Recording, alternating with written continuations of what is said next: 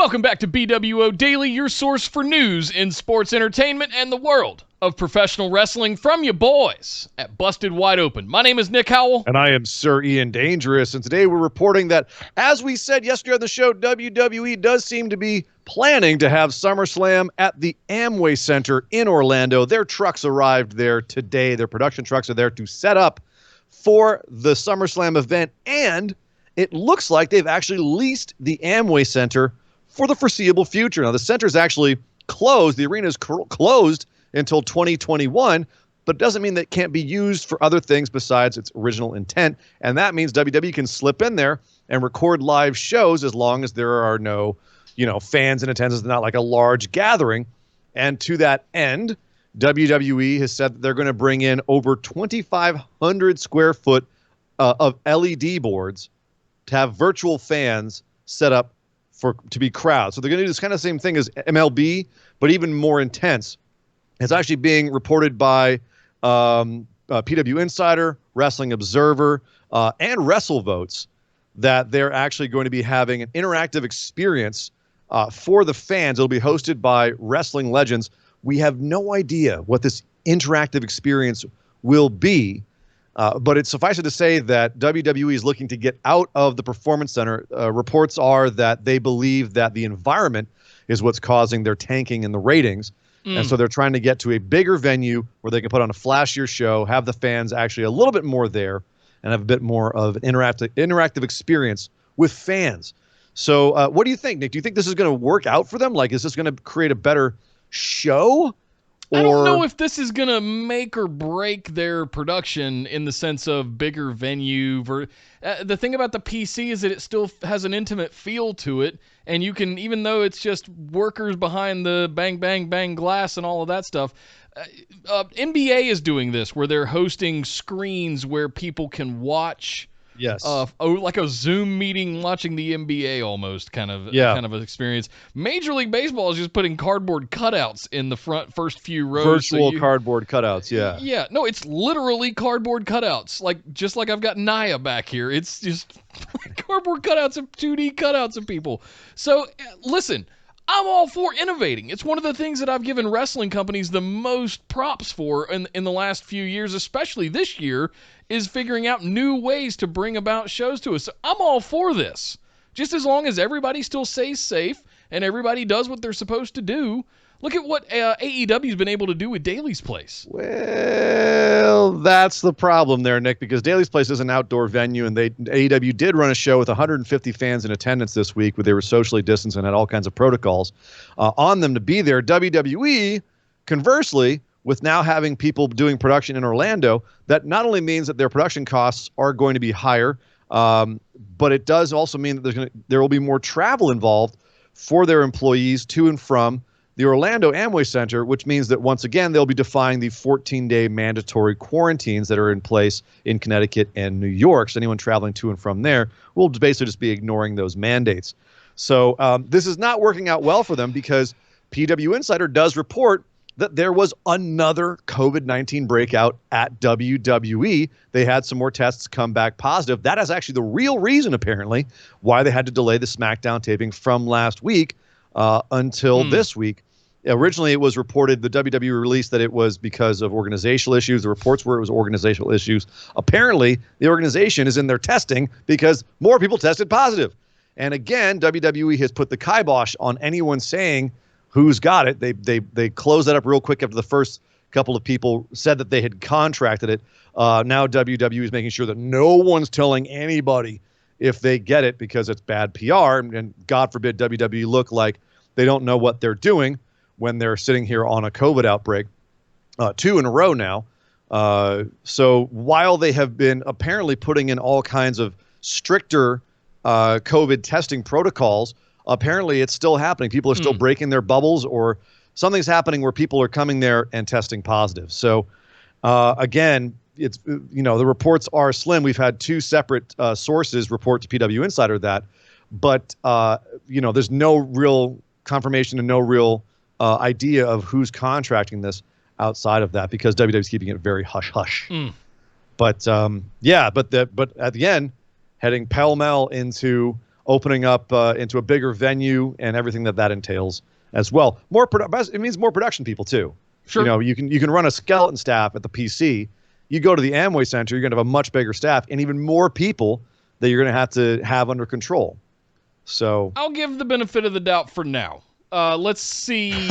Let's see. Because I think what they've been doing at the PC, I don't think a bigger venue would necessarily require that much more staff. You're still setting up rings. You're still operating lights with computers and automation. And in fact, you might even be able to do less because you're going to have more advanced stuff in a larger arena like that potentially for as far as lighting and audio and things like that.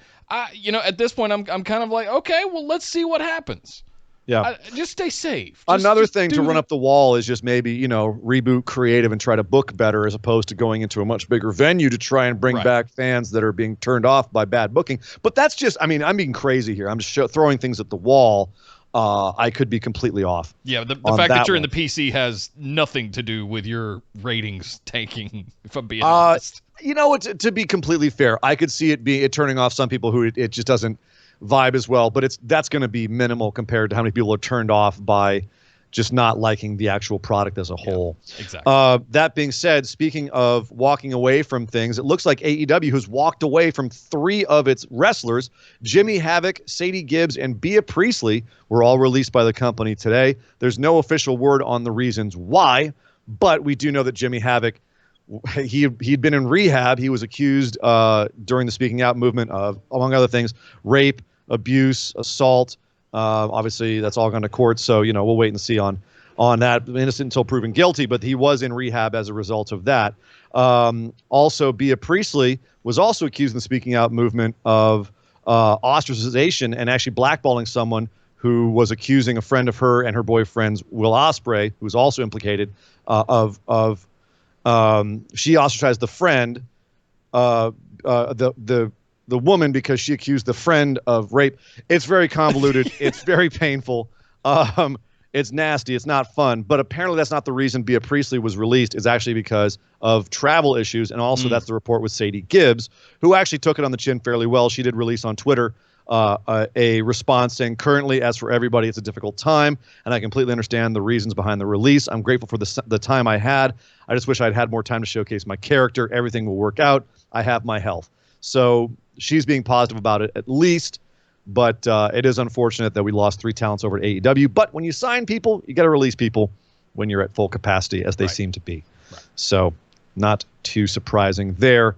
I guess it's just they had to wait for a certain amount of time of Jimmy Havoc, I guess, going to rehab before they could let him go. Yeah. So that was the writing was on the wall there. And the associations of Bea Priestley with Will Ospreay and the implications with him, still undetermined if factual or not, but at a certain point you just want to distance. And to Sadie, I would say good for you for handling it the way you are. It's just a full roster right now, and it's a shame that even with your top stars in the women's division in AEW, you couldn't find a place for Sadie or for some of these other women to shine a little bit more. Well, that's my only disappointment. When you have travel restrictions, Sadie hasn't wrestled since October of last year, and she only wrestled 3 times before that. Bea has only wrestled 8 times total for AEW, and the last time was March 11th.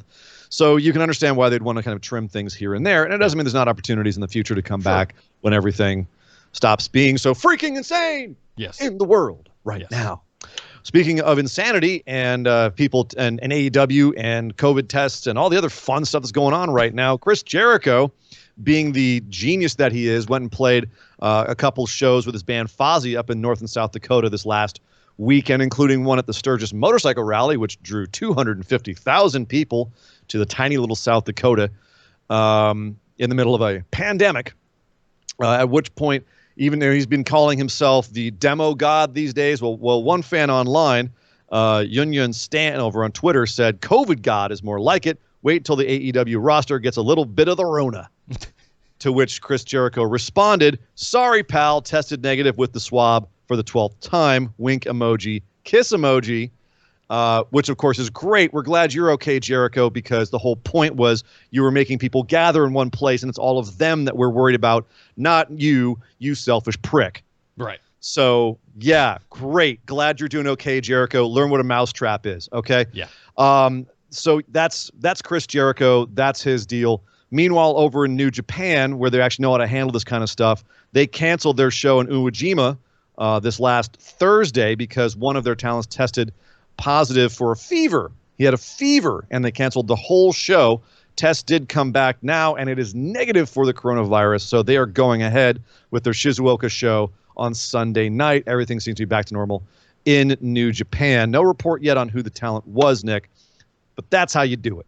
Probably better that we don't know, and it's frankly unnecessary at this point. If it's if there was a need to report because of a positive test result for things such as contact tracing and who they've been in contact, that's all necessary, absolutely. But that can still be handled privately, and there's no reason to make a big ado about it if the tests were negative in the first place. So yeah, good for them. Looking forward to seeing the Summer Showdown, whatever. I can't remember the name of what it's called. Summer Struggle. Summer Struggle. Thank you.